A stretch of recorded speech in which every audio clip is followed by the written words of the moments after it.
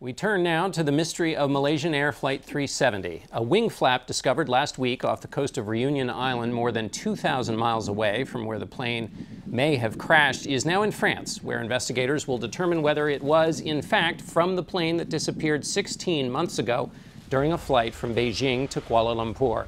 Joining us now from San Francisco is CBS News aviation and safety expert Sully Sullenberger. Sully, I want to ask you at first, from what they found, what can they learn? What can they tell from this one piece of debris?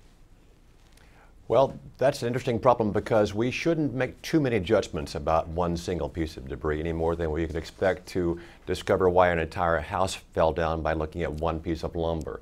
But investigators, based upon over a century of knowledge about metals and structures, can begin to make some surmises. We can tell, for example, how the metal has been acted on by what forces and in what directions. We can tell by evidence left by the metal bending and breaking what forces were acting upon it. It's also possible that they can tell whether it was a high energy, high speed impact or not. Although I've got to say that in many cases, even in high speed impacts, there are some pieces of the airplane that remain remarkably intact. But what needs to be done is real investigation, hands-on by the experts, and not just by metallurgists, but possibly by marine biologists to tell us, for example, how long this piece may have been in the water. You've been involved in these investigations before. You've seen how they put these puzzle pieces together. Describe that a little bit for us. What are they going to try to do if they can start finding some pieces?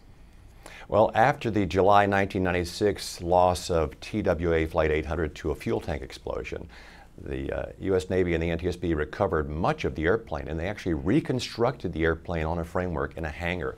And I've been to the National Transportation Safety Board Training Center outside Washington to see the reconstructed wreckage of TWA 800.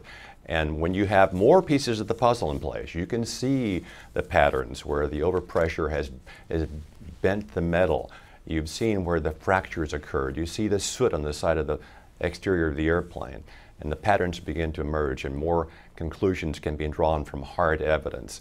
So ultimately, these investigators are going to be able to answer these important questions that we all have. And in a final report, what they'll essentially be doing is writing a true-life, nonfiction detective story of hundreds of pages. And right now, we're probably on page 5.